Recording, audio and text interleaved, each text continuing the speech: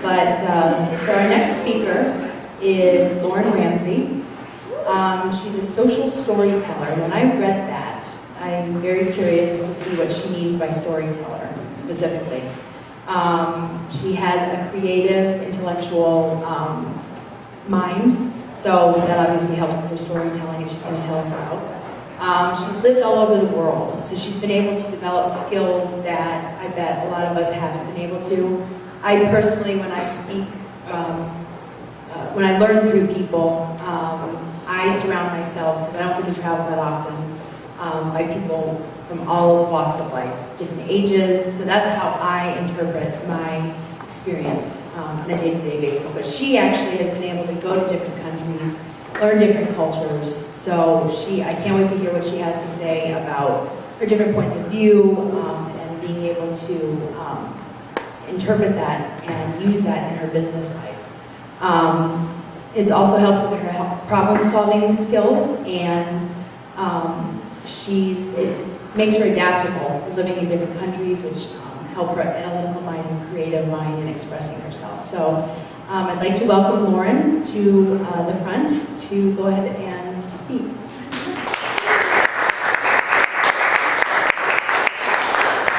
Thank you, Megan. All right, hello everyone. Hello. Nice and full. Always happy. So I'm the founder of Betsy Bash. It's a social media agency. And today I want to take you into a social media soiree. Okay? So we're going to stop treating social media like a chore. It's on our to-do list that we push down to the bottom. And we're going to treat it like a party. So who's Betsy Bash? Because my name is Lauren. So who's Betsy? So Betsy is actually a fictional character, and she's inspired by my grandmothers. So my mom's mom is Granny on the left. Her wedding day picture. She is super, super formal. She's very etiquette driven. So every single, Thanksgiving, holiday dinner, to the nines. We had, name cards, all the forks, all the spoons, the chargers, the plates, 5 courses. It was done up right, even though it was all 5 of us. Right? It wasn't like a huge event. And then my dad's mom is Mimi. You can kind of see right now. She's a sassy one. Got a little spark of creativity and sass in that one, right? So she taught me really to be sassy. She had a lot of one-line zingers. One of my favorite things that she said to me once was, we were sitting in traffic, just waiting to pull into, the street. And so we're sitting there waiting, and she looks at me and she said, well, someone must left the gate open. I said, the gate? What are you talking about? The gate? I'm thinking back to the house, what did we leave it? Something open? She's like, look, open the gate to let all these cars through.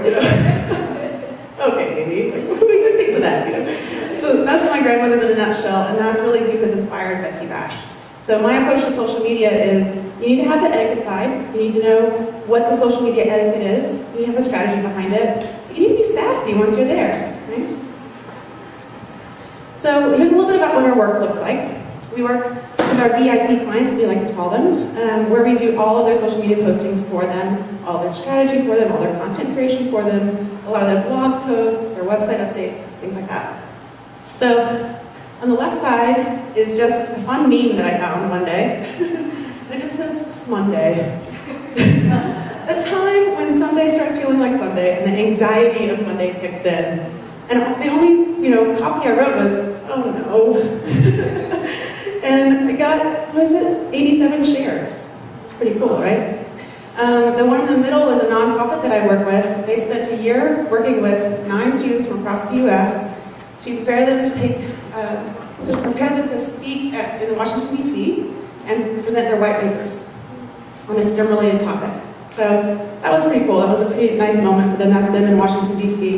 And then on the bottom right, he's a rock star. So just, he gets to wear camo and make his hair look crazy.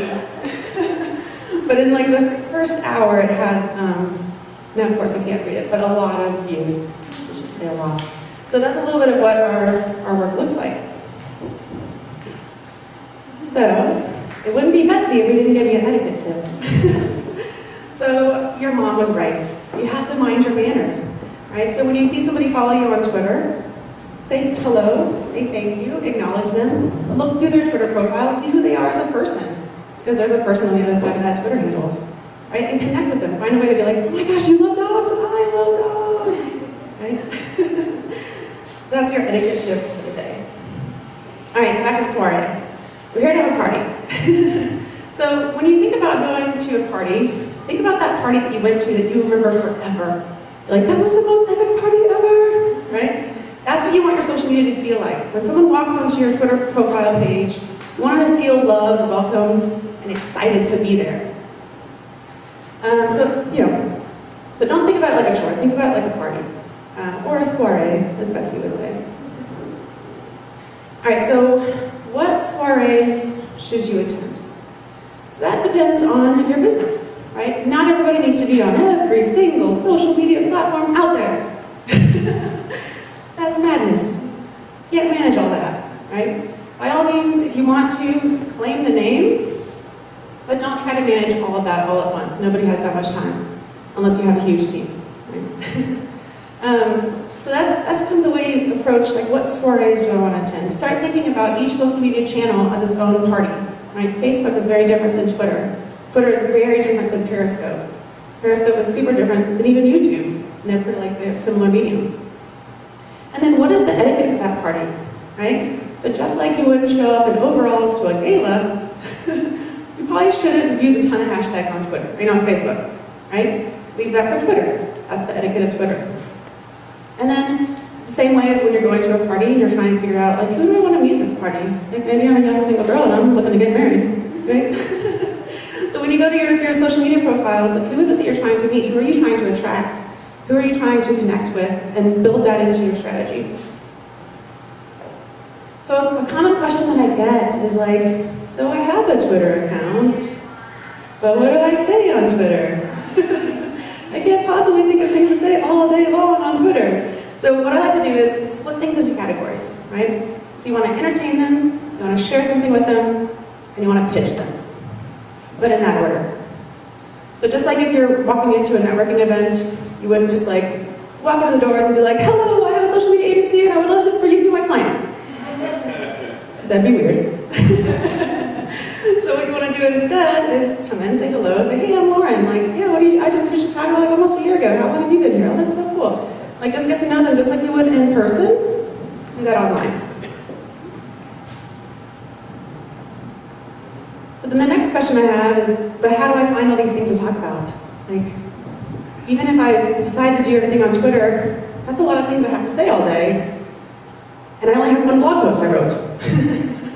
So what are some websites that you trust? What are some places that you go to for content that you think other people would like? Incorporate those into your strategy. Who are your friends on social media? Right? Who do you talk to in real life that you also talk to on Twitter? Engage them in your content. Engage them in just like your cute puppy of the day post. Right? Everybody loves puppies. I love puppies. And then your soiree friends, right? So people that are here with you today, don't leave without getting a way to connect with them on Twitter or Facebook. And they've become your soiree friends. So they're inherently wanting to help you because they know you, right? So this is all the theory. Now I want to show you how to do it. So this is the website that I use, this is the spreadsheet that I use to build all the strategy and the content strategy for all my clients. It looks a little confusing, I promise it's not. So across the top, in 3 columns, is those topics of conversation. So it's the entertain, inform, and pitch. Below that, you have what it is that you're going to entertain, inform, or pitch about. So for entertain, maybe it's like a quote of the day. For inform, maybe it's an article about your business. For pitch, maybe it's an event that you have coming up. Then under that, you would write in your website resources. So if it's a quote, maybe it's Forbes or Entrepreneur. If it's, what did I say for inform? Oh, the article. So the article, maybe it's Mashable, right? And then for the pitch, that would be like the website to your ticket links. And the next one down is going to be your friends and their handles and how to reach them. I know it's really small. I'm going to email you a copy, I promise. So what I want to do is let's work it out together. Forget the spreadsheet like layout, but just get pen to paper and pick an entertaining topic. So what is something that you want to entertain your audience about? Just jot it down. And then select the soirees that you want to write about that on.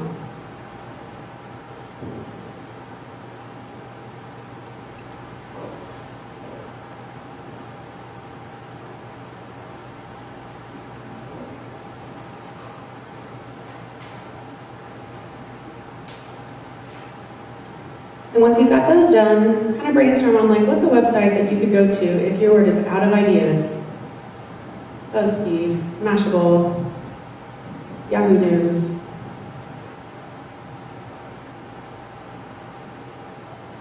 And then find their social media handle, because when you're coming into the next piece of this strategy, you're going to want to write your content, right? And for me, it's a lot easier if I have everything in one place, and I say, oh, I want to mention Mashable. But what is their handle for social media again? Is it Mashable social media? Is it Mash social media? Is it just Mashable? It's easier just to do it now and get it locked down. And then write down your goal. So what is your goal with this Entertain initiative? Do you want to inspire people? Do you want to motivate people? Do you want to just make them laugh today? How often do you want to do it? Do you want to do it daily, weekly, monthly? And then list out a couple people that can help you with it. I can help you. You can write Lauren Ignited on there. So give everybody just a couple more minutes.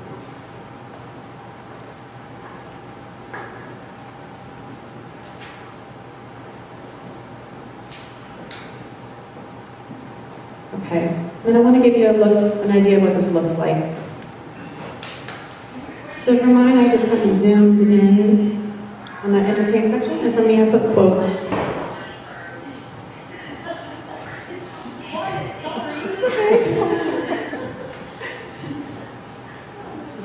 So for me, I put quotes, because I really love quotes. They like super inspire me and like motivate me. I like to put them out there every day. People tend to really like them. And even if like I don't get a ton of retweets or like comments from it, it makes me feel good, right?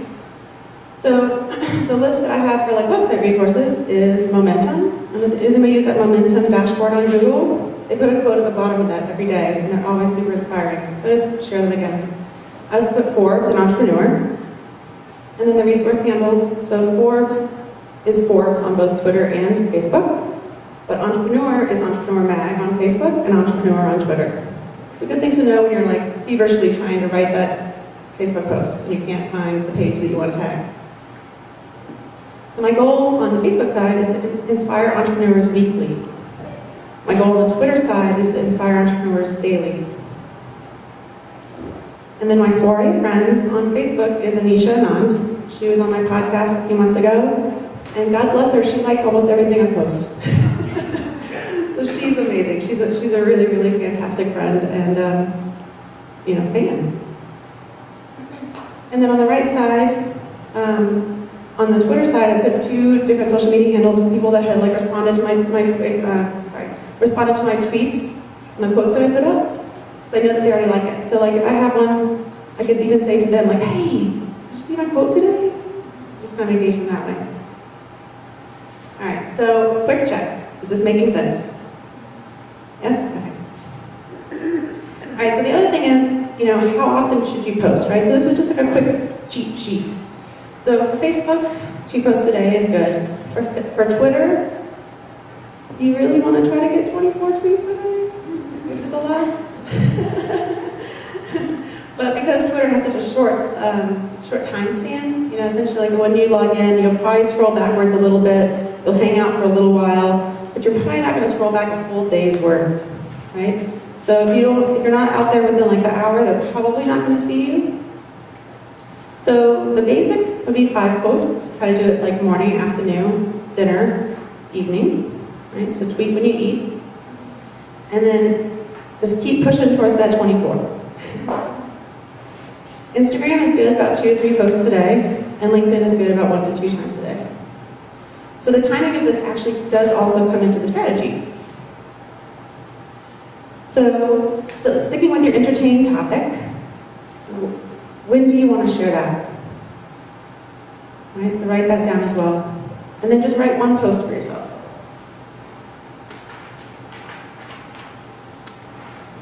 So for me, I said Facebook once a week, but is that Mondays, Tuesdays, Wednesdays, Saturdays? What day of the week is that? On the daily, is it Monday through Friday, or is it Monday through Sunday? So just make that decision and write one post for yourself.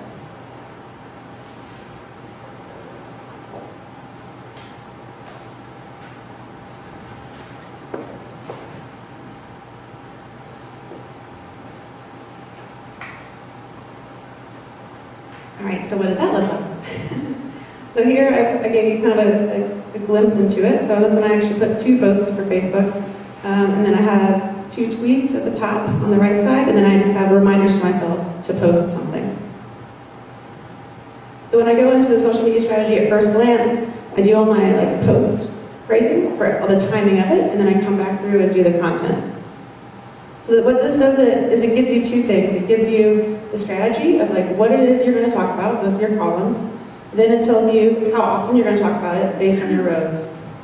Right? So if you know, let's say you have 3 topics of conversation and you want to have 2 Facebook posts, then you need to talk about entertain and inform, or inform and pitch, or entertain and pitch, but not all 3, right? And not just one. So it gives you a visual landscape of where your strategy is and how often you're hitting it. Then when you come in every morning, you already have what you're going to talk about for the day. You just have to either create the content or just copy and paste. So make sure you find out the stories where you're going to shine, right? So picking those social media channels that make sense for your business, deciding when and what you want to say and how often, making sure you're balanced across those rows, and automate the hard part, right? So there's more than welcome to automate your tweets. Don't automate your follow-up. So this is an example of what it looks like all done, where I'm just putting in the post phrasing, right? So you can see on the first row, there's 2 Facebook posts and 2 tweets. Oh, yeah. And then the second one, there's 1 tweet, 2 tweets, 1 Facebook post. And this example is from a client that also comes in behind me and adds their own content, so that's why it's a little lighter. So what questions do we have right now? Yes? I always have questions, I'm sorry. No, it's cool. We like questions. You know when you said automate your tweets but don't automate your follow-up, what do you consider the follow-up to a tweet? So a lot of times you can have a direct response, a direct message autoresponder. So the problem with that is let's say I sat next to you all day today. We talked about our lives, we talked about our family, and then at the end of the day you're like, oh, I need to follow her on Twitter, and you follow me on Twitter, and then your direct responder is like, thanks so much for following me. Did you know that I also have this and that? And you're like, yeah, I just talked to you all day. So it makes me look a little I'm not really being authentic there, right? Whereas if you just leave that off and you make a mental note to yourself, I'm going to look through my Twitter feed today and see who followed me and say hello to them, right? So do the fun part, automate the hard part. Okay, and my second part to that is when someone starts following you on Twitter and you're kind of strangers, what would you send back to them? Do you say, hi, James, thanks for following me, or do you just kind of leave it generic, or what would you suggest? Yeah, so I look through their Twitter feed. I mean, it's out there, right? So I'll go look through their Twitter feed and say, oh, okay, so let's say maybe James posts every day, and he posts about fitness, right? So he's got workout videos or workout tips or something. So I might retweet one of his workout tips and be like, this looks insane, or this is my new goal. So something that you're engaging with him on what he's interested in, but you're also interested in it too. It's not a false connection. Right. And then also say hello and thank you. I always say thank you for the follow, or if they retweet, I say thanks for the retweet, love. Yeah, sure. It's hard to see the different things, but and obviously you can't see what the content is. Do you use the same content in different platforms, or do you have something new for each? Yeah, so that kind of is based on your strategy. A lot of times it is. It's the same and like the same topic of conversation, you would write it differently. So let's see, like video, I try to put more on Facebook than on Twitter, right? Than on Instagram. So if I have a really great video content, I'll put that on Facebook posts, make my Facebook description longer, because I've got more character space there. But on Twitter, I would do a picture image of that same video. So maybe it's like a still, or it's the logo, or what have you, something that represents what that video, what that website is about, without posting that video directly to Twitter. Just because, like, inherently, like when people scroll, they can see pictures easier than video. But there's no, yeah, you can definitely talk about the same content on each one. Just tweak it to make like the etiquette of each party. Right? Thank you. Yeah.